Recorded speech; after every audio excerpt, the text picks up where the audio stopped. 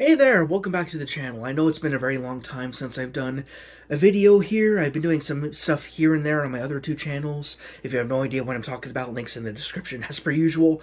But I wanted to talk about something lately, but I had a vacation with some family, and then right after that I had work. So now that we're here on a Friday, and it's a week after Valentine's Day, there's actually something really important that I wanted to talk about, and I'm not really sure how. It's weird because I've written about it many times over the past several years, but I've never actually talked about it on camera. And being that this channel is meant to sort of be an archive of the things that are most important to me, this is something that does need to be discussed. Because it's just such a big part of my DNA and the person I am that I thought I'd explain it. So basically, the only holiday that I celebrate, of all the holidays that there are, is Valentine's Day. And people are probably thinking, oh, that's kind of cheesy and stupid, like box of chocolates, little hearts cut out of lacy red paper or something like that. That's not what I mean at all.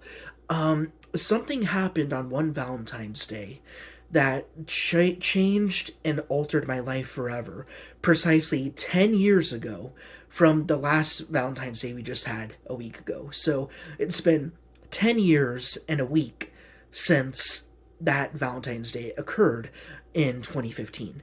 So let's step back a little bit. So growing up, I was a wildly creative kid. I know that we're kind of doing some backstory here, but in order to understand the significance of the day and the whole point of this video, I do need to start quite literally at the beginning. So growing up, I was wildly creative.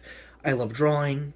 I loved monsters. I loved writing little stories across post-it notes and stuff like that, like tiny comic strips, things of that nature.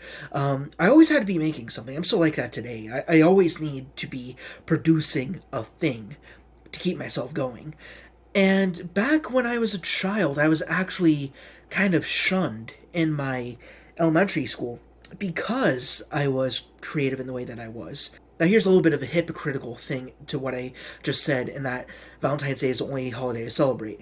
As a kid, I really loved Halloween, obviously, because I really liked monsters and stuff like that. I don't really celebrate it now because, I obviously don't trick-or-treat anymore, and also it's kind of just a lifestyle at this point. But back in the day, Halloween was my bread and butter. It was my bread and jam. It was good stuff. And I loved drawing monsters. I loved drawing zombies. I loved drawing demons, stuff like that. I loved bats, werewolves, all that, whatever have you. But my school did not like it whenever I did that stuff. I have vivid memories, so I'll just go over a few. Once I was trying to write a little bit of a story for homework. And, you read a book and you write about what you read. Like, we'll do a little summary of sorts. And I found a really nice book about bats that got me really excited. So I was doing my thing, writing about it. Like, I got a paragraph in or something like that. To set the groundwork, I was, like, in kindergarten. So, little guy at the time. And then I remember distinctly, bright as day, I had one of the counselors who was going around monitoring the students in the after-school program come up to my paper, and for whatever reason, I still don't know why, she pulled out a red pen, crossed out everything that I was writing, and brought me a book about flowers instead. There's a supervillain origin story for you. Another example I have is I was doing a drawing. It was like a night skyline of some sort. I don't remember what the subject was, but in the top right corner of it, I did a yellow moon. Something that was meant to look more astral and spooky, I suppose. And I remember a teacher, say it with me now, coming up, but instead of a red pen, she had a blue crayon. And she stares at the thing. She doesn't say a damn thing aside from, a yellow moon? And she crosses out or forcibly colors in my beautiful yellow moon with the blue crayon to turn it green. Who uses a green moon? That's stupid, even for a kid. And there was this other time where I drew this really awesome picture of an eel, one of the drawings I'm most proud of to this day. And I was ready to take it home, show it to my parents and everything. You know what the school did? They sold it. They sold it to some stranger who I've never met before, or I don't know their name or nothing, don't know their face, don't know anything. They just sold it to somebody, and I never saw a penny out of it. So naturally, I have quite the vendetta against the academia system and how they approach the arts. So, anyways, that's kind of a sidebar, but it is a little bit of a prologue into what we're going to get into. Basically, I went through that whole thing as a long winded way of saying I'm very creative and I'm very much into the macabre. That's my aesthetic. That's what I do. That's what I've been doing since I was a child, and pretty much ever since then, I vowed to never stop. That's the thing that keeps me happy. That's the thing that keeps me excited and loving life, as it does to this very day. So that continued into middle school. I kept drawing, doing my thing, doing a little bit of writing here and there. Not seriously, just dabbling in like character development, stuff like that. So I started character creating. Actually, you can see right here, if my finger lines up, that little tiny sketch right there, that drawing was done in 2012. That is Glacio the Ice Mage. That is one of the first examples of a new art style I developed for myself of a species called the Crone. And that's kind of just an example of the kind of artwork that I was starting to develop for myself with my own fingerprint on it once I made my way into middle school. So my craft was evolving, and I couldn't be happier. That was a great time, just seeing my artwork grow. And also suddenly, academic wise, I spiked. So they dropped me in a Spanish class out of nowhere. I had no idea what the hell I was doing. But even though that was a struggle, long story short, I figured a way out. And I did a really damn good job in Spanish class all of a sudden. So, I don't know, I proved everyone wrong. Like, I was in all these support classes as a kid, and suddenly I was, like, on high honor roll, like, any given semester. So, something clicked, and I started doing really well, academically and creatively. It was a really good time in middle school. Ultimately, I mean, it's still high middle school, so it still had issues here and there, but overall, I was swinging. I was doing really good. But then something else happened, and it's a little thing called high school. You may have heard of it. Um, it's funny because throughout my life, a lot of people have said, "Oh, I really hated middle school. Middle school sucked." I didn't love middle school particularly, but in terms of the things I was able to succeed at, I did a very good job. So that's enough for me. But for me, the period of time that really screwed me over was definitely high school. Now, here's where you get a little bit closer to that Valentine's Day, so be patient with me now. So, honestly, here's where things get a little tough to talk about because I half remember and I half don't remember my high school experience because some bad things happened. And my mind created like this mental block, so I don't remember everything that happened around me, like to the point where people who were close to me at the time, namely my family, knows myself better than I knew myself at that time. I just don't remember a lot. But best way I could sum it up, I think I went into high school swinging. I was ready to go. I was ready to do the same thing again and do well again. And I met my biology teacher. I'm not going to name names, of course, but this particular man, I still don't fully understand why he was the way that he was. But to be kind, he was the absolute scum of the earth. The worst human being I have ever met in my entire life. He was verbally very abusive towards his students. And I'm going to play whistleblower today. Again, not going to name names, but I'm going to try and remember the things that he did and the things that he said. Just to give you an idea of what kind of person this was. And there are worse people than this guy, but at the time, he was the closest thing to evil that I ever understood.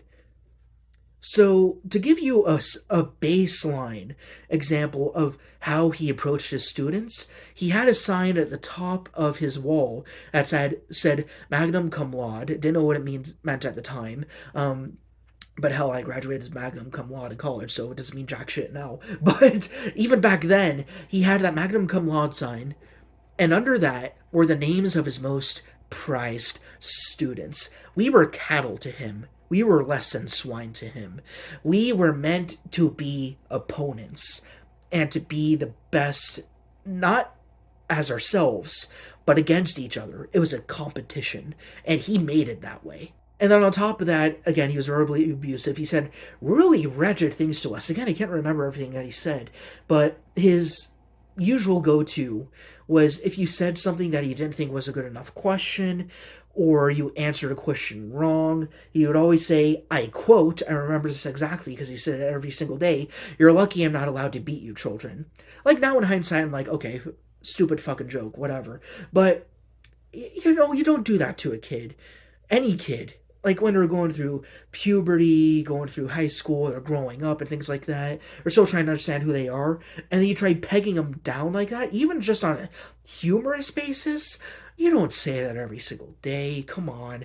It's devastating, all the self-esteem. I mean, it's just wrong. And as I said before, like, grades were so important to me. I wanted to do so good in my courses. And he would just drop pop quizzes on us all the time. There was one day where he declared that he would be giving us 4 pop quizzes in a single day in the span of an hour, with his, like, student aides, like, kind of acting as his little devilish minions, hopping around him and taunting us and calling us fools whenever we screwed up or if we had a question. So again, not a great guy. There was also a time where he threw markers at me. He also had nicknames for everyone if he didn't care to learn their actual names. Mine was Crawfish. That didn't stick very well. So, yeah, again, that's as far as my memory goes. He was just a terrible, asinine, disgusting, horrible excuse for a human being. So, why do I bring him up? I was just talking about how creative I was, how artistic I was. Because that's where the worst thing that I've ever done to myself happened. The worst thing that I ever did was fight a fight that was unbeatable. I was so committed to proving to this dude, who probably didn't even know I was there, that I could do some good shit, that I could turn in some good grades.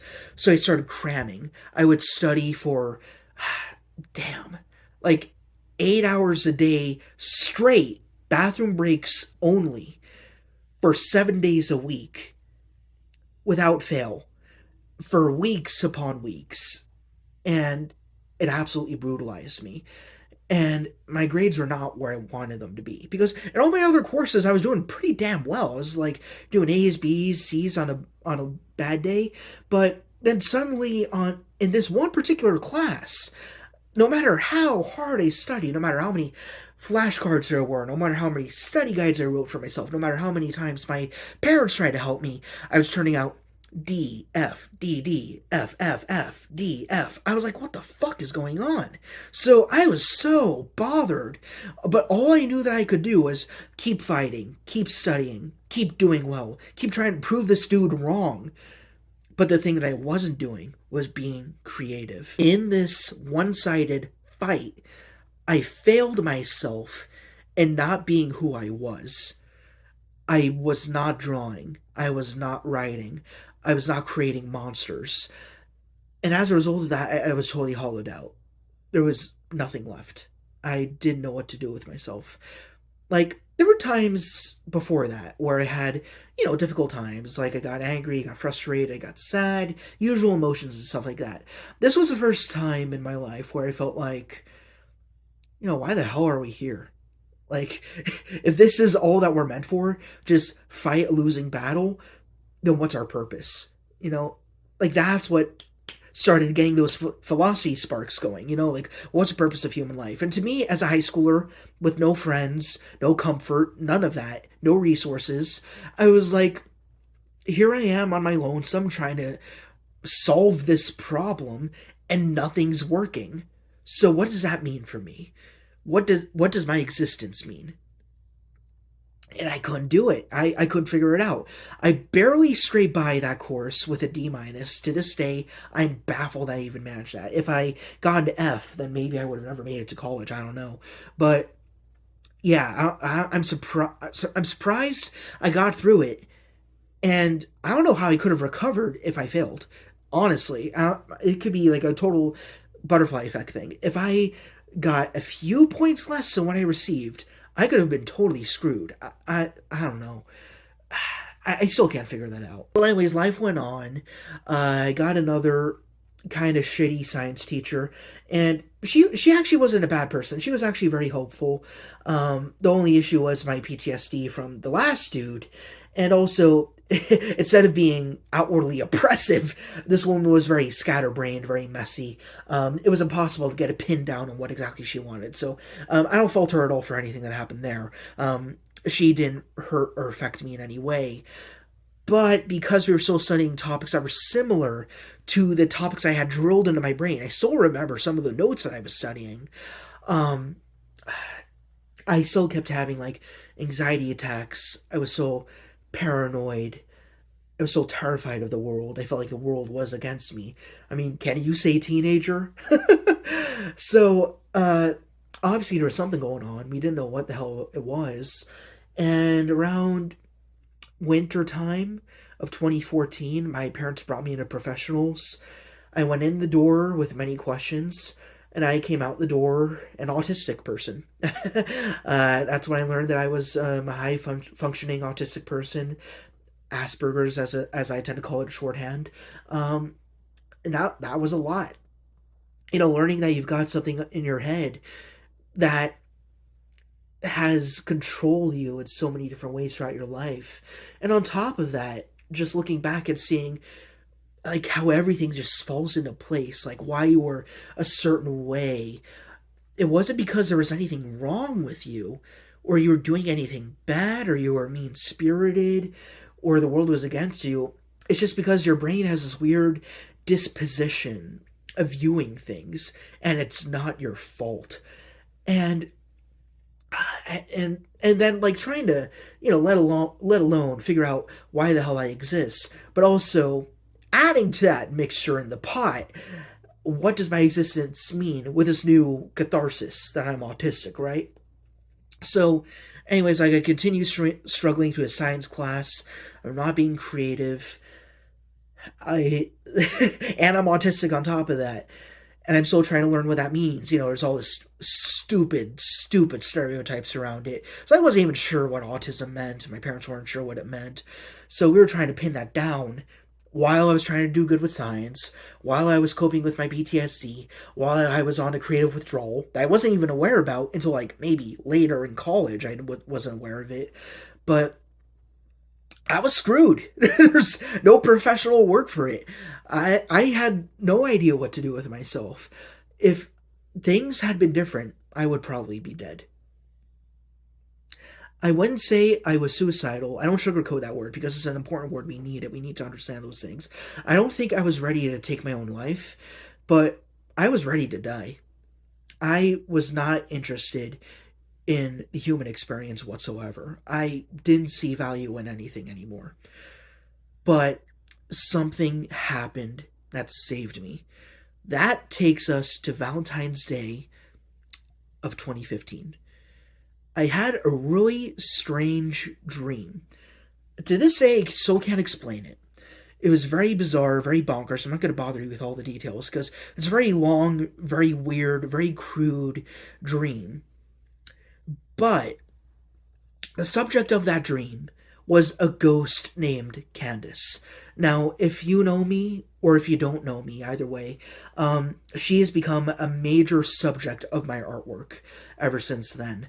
So I will like put some pictures, some drawings I've done, a handful of them. There's many more across the screen right now, so you know what she looks like. But anyways, the dream was about her, and it was like some sort of weird, strange story about me trying to save this ghost from the afterlife, and kind of saving myself in turn.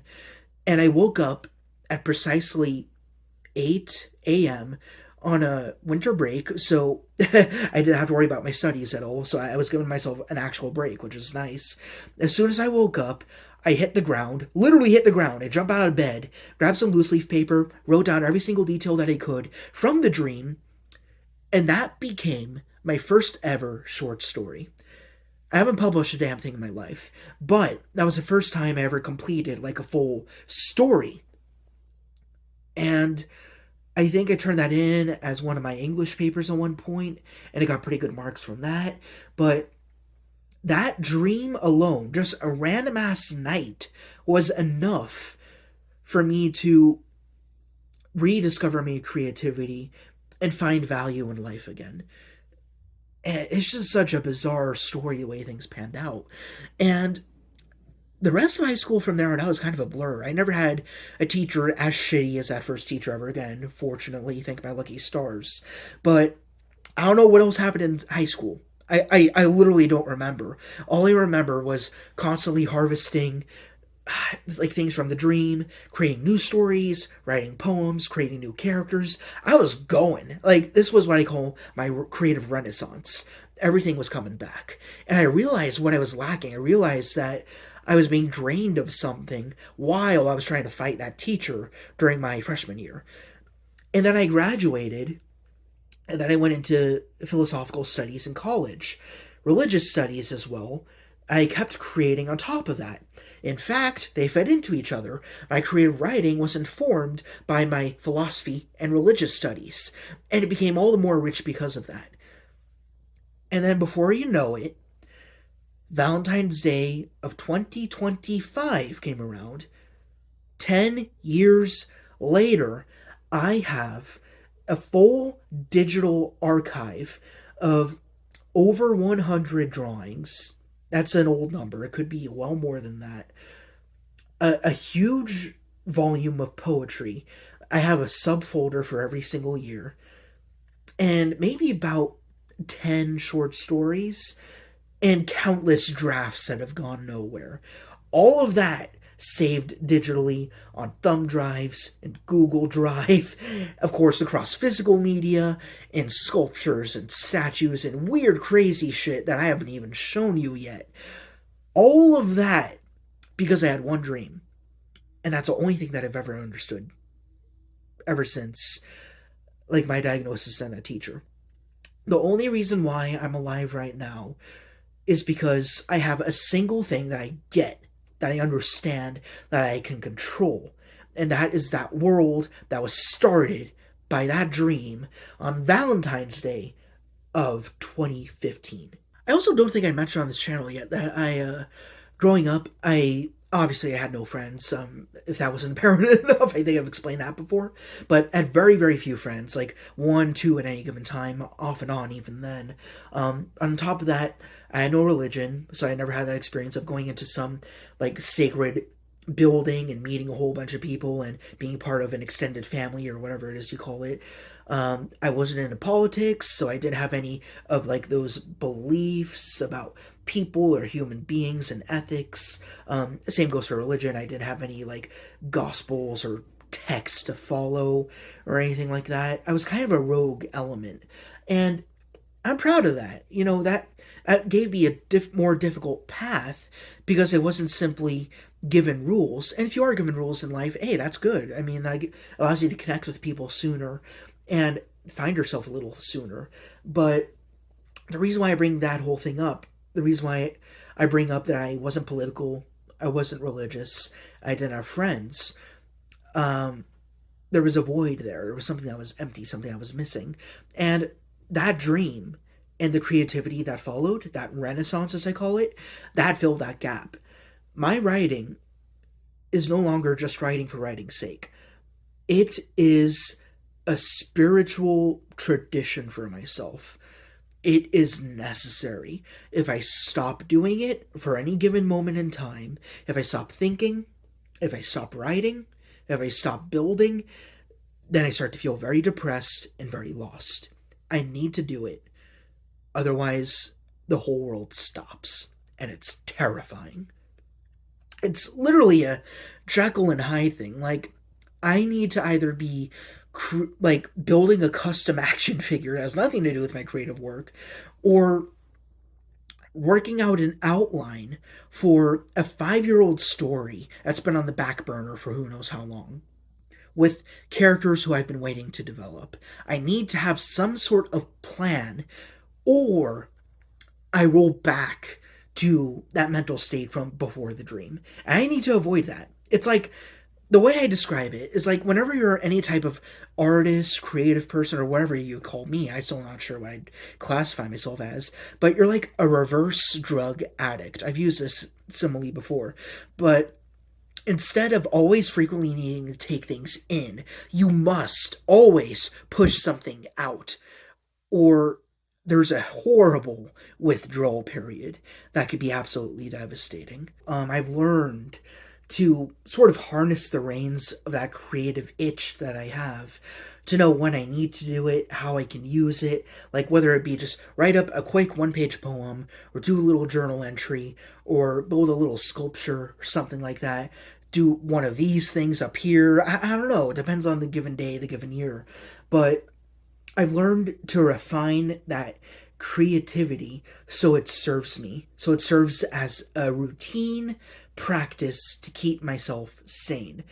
Everybody needs something like that. I don't know, whether it be religion for you, friendship, family. Growing up, I had very little of that, though. I needed my work, and I still need my work. But now we're 10 years later, and I don't know if I've been necessarily trying to prove anything, but if anything has been proven, it's that my system works. I'm still here as a result of me having maintained that system. And looking back on the characters and stories that I've written about, going back to them, tweaking them to make them a little better, learning more about humanity through my stories, since they are reflections of what I see in the world now with a clearer head. And because of that, they're like my sacred Jedi texts. They're the things that I need to look to, and sometimes I forget to do that. But I mean, that's what fills my head now, not the horrible dark memories of high school, but like the chronological history of all the characters I read about. They're all part of one giant story, but that's a thing for another day. That's extensive. But anyways, I'll wrap up with this. I know I don't riff off of like other IPs when I'm explaining myself very often, but as the Joker once said, all it takes is one bad day. For me, all it took was one good night. And I'm still here. And that's why Valentine's Day is the only holiday I celebrate. Not because it's Valentine's Day, but because I don't have spiritual connection to any other holiday, because I had no faith growing up. The only day that's ever meant anything to me was not necessarily even Valentine's Day, just simply February the 14th, because of the dream. And then whenever that day comes around every year, I make it a point to myself to, not necessarily on the very day, but at least around the space of that day, to get more creative, resume old projects. It's like my version of New Year's Eve, to be renewed, to shape myself up to be a better person. And I hope I'm doing that, and I'm hoping people along the way. Again, that's kind of why this channel exists. I don't want to talk just to talk, but hopefully people will start to understand things through just this random dude's experiences. And I hope that I'm able to help you as much as the characters I've created have helped me, because they created me. I can't even take full credit for my recovery. If it weren't for Candace in the dream, I don't know what I'd be, if anything at all. So, yeah, I gotta wrap up somehow. I guess I will say, I know this is going to be a long one. Thank you very much for listening, taking the time, whoever you are, whether I've known you for years, since my birth, or you're just some random floater on YouTube.